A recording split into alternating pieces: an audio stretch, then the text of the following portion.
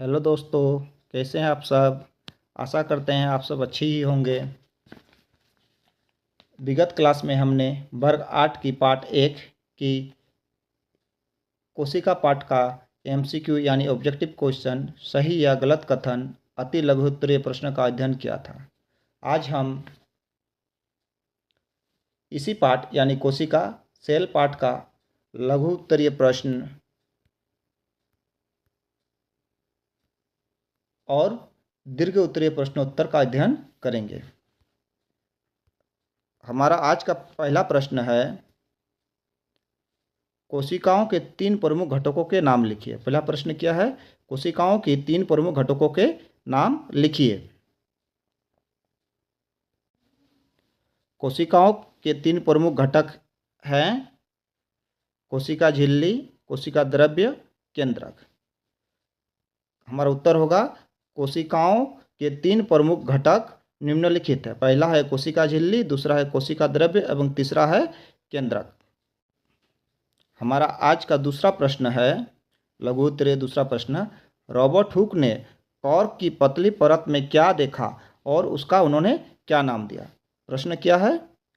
Robert Hooke ने cork की पतली परत में क्या देखा और उसका नाम उन्होंने क्या दिया। इसका सही उत्तर है, रॉबर्ट हुक ने कॉर्क की पतली परत में मधुमक्खियों के छत्ते के समान छोटे छोटे कोष्ठक देखे। क्या देखे? मधुमक्खियों के छत्ते के समान छोटे छोटे कोष्ठक देखे। इन्होंने प्रत्येक कोष्ठक का नाम सेल यानी कि कोशिका दिया।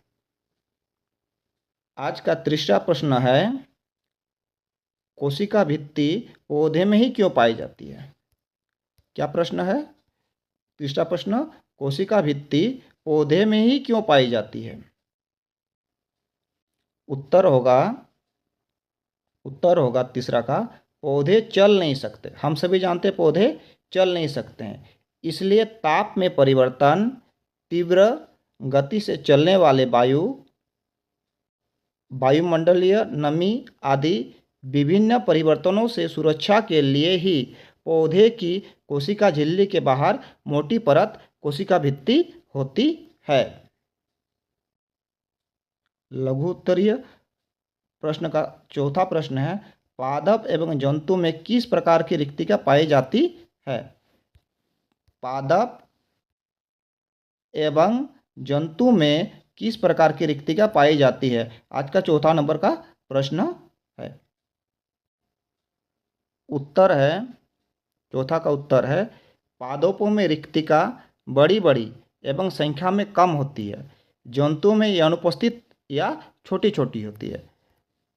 पादपों में रिक्तियाँ क्या होती है? बड़ी बड़ी एवं संख्या में कम होती है, तथा जंतुओं में यह अनुपस्थित या छोटी छोटी होती है। आज का पांचवा प्रश्न है, प्रोकैरियोटिक कोशिका किसे कहते हैं। प्रोकैरियोटिक कोशिका किसे कहते हैं। पांचवा का उत्तर होगा, कोशिका जिसमें सुसंगठित केंद्रक नहीं होता है। कोशिका जिसमें सुसंगठित केंद्रक नहीं होता अर्थात केंद्रक झिल्ली अनुपस्थित होती है, वह प्रोकैरियोटिक कोशिका कहलाती है। अभी आगे हम लोग दीर्घ उत्तरीय प्रश्न उत्तर बनाएंगे। पहला प्रश्न है,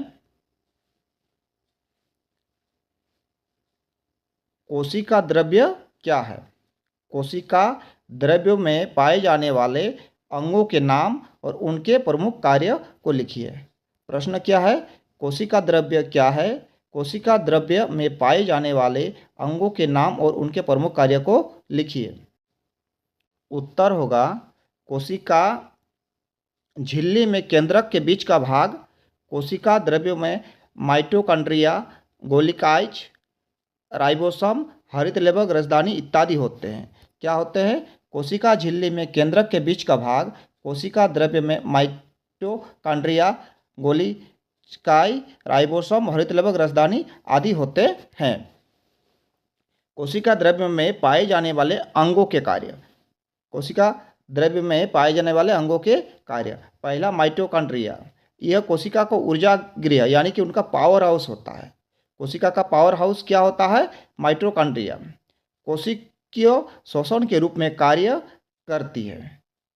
यह क्या कार्य करती है? कोशिकीय शोषण के रूप में कार्य करती है। दूसरा है गोल्जी इकाई, कोशिका में बने पदार्थ का संचयन, रूपांतरण तथा पैकेजिंग करता है। गोल्जी इकाई क्या करते हैं? कोशिकाओं में बने पदार्थ का संचयन, रूपांतरण तथा पैकेजिंग करता है।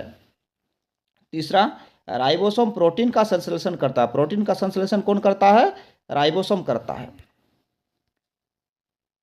चौथा, हरित लवक, यह हरा वर्णक मुख्य रूप से पत्तियों को हरा रंग प्रदान करता है, जिससे प्रकाश संश्लेषण की क्रिया होती है। पांचवा, रसधानी, कोशिका के आयतन को नियंत्रित करती है। रसधानी का कार्य क्या है? कोशिका के आयतन को नियंत्रित करना। दूसरा प्रश्न है, चित्र बनाकर पौध कोशिका, चित्र बनाकर पौध कोशिका एवं जंतु कोशिका में अंतर स्पष्ट कीजिए। किसमें अंतर स्पष्ट करना है? पौध कोशिका और जंतु कोशिका में अंतर स्पष्ट करने कहा गया है।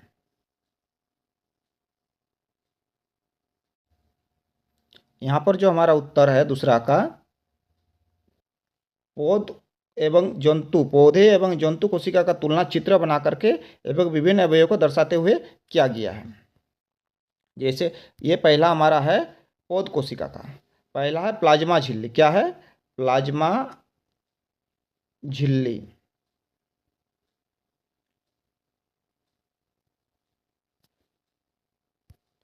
ये वाला हमारा है प्लाज्मा झिल्ली। ये गोलिकाएज, अंत प्रोटिक्री अंतिका। फिर है केंद्रिका, केंद्रक, कोशिका द्रव्य, माइटोकॉन्ड्रिया। रसधानी, ये रिक्तिका। तो ये हमारा जो है ये पौध कोशिका का चित्र है। यहाँ हमारा दर्शाया गया है जंतु कोशिका को। ये हमारा क्या है? जंतु कोशिका। जंतु कोशिका में पाए जाने वाले अवयवों को दर्शाएगा। राइजोसोम, अंत अपद्रव्य जालिका, गोलिची इकाई, हरित लवक, केंद्रिका, केंद्रक, कोशिका झिल्ली, कोशिका भित्ति, रिक्तिका, माइटोकॉन्ड्रिया, कोशिका द्रव्य, जो जो अवयव पाया जाता है उनको दर्शाया गया। ये हमारा चित्र है जंतु कोशिका का, और ये हमारा जो चित्र है ये हमारा पौधे कोशिका का चित्र है, पौध कोशिका का। इसमें दिखाया गया कि कोशिका का भाग, पादप कोशिका और जंतु कोशिका दोनों का अंतर। कोशिका झिल्ली पादप कोशिका में उपस्थित रहता है, जंतु कोशिका में भी रहता है, उपस्थित रहता है। कोशिका भित्ति दोनों में, पादप कोशिका में भी पाया जाता है लेकिन आपका जंतु कोशिका में कहाँ होता है? मध्य में होता है। केंद्रक झिल्ली, केंद्रक झिल्ली दोनों में पाया जाता है, दोनों में उपस्थित रहता है। कोशिका द्रव्य पादप कोशिका में भी उपस्थित रहता है और जंतु कोशिका में भी उपस्थित रहता है। प्लेस्टिड पादप कोशिका में पाया जाता है, उपस्थित रहता है, परंतु आपका जंतु कोशिका में उपस्थित नहीं रहता है।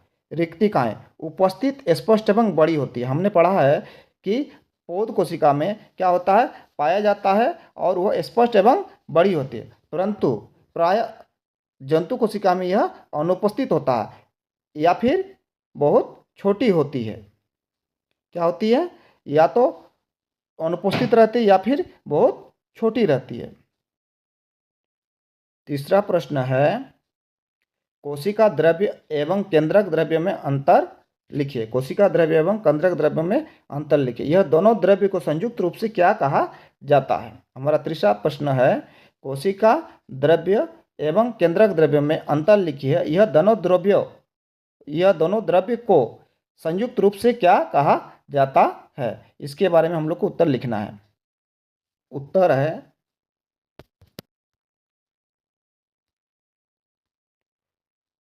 संयुक्त रूप से जीव द्रव्य कहते हैं। दोनों को संयुक्त रूप से क्या कहते हैं? जीव द्रव्य कहते हैं। कोशिक द्रव्य एवं केंद्रक द्रव्य में अंतर। कोशिका द्रव्य कोशिका झिल्ली के अंदर केंद्रक को छोड़कर संपूर्ण पदार्थों के बीच पाए जाने वाले द्रव्य को कहते हैं, जबकि कोशिका झिल्ली में केंद्रक के अंदर पाए जाने वाले द्रव्य को केंद्रक द्रव्य कहते हैं। दूसरा, कोशिका द्रव्य मुख्य कार्य कोशिका के विभिन्न अंगों को एक साथ बांधकर रखना है। कोशिका द्रव्य प्रत्येक अंग को आवश्यक पदार्थ आपूर्ति करता है। यह कोशिका के विभिन्न उपापचयी क्रियाओं को नियंत्रित करता है, जबकि केंद्रक का मुख्य कार्य डीएनए और आरएनए का भंडारण करना है। केंद्रक का मुख्य कार्य क्या है? डीएनए और आरएनए का भंडारण करना है। यह कोशिकाओं के विकास, वृद्धि और विभाजन के महत्वपूर्ण भूमिका निभाते हैं।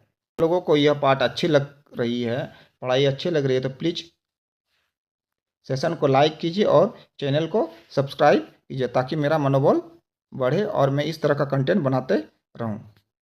धन्यवाद। जय हिंद।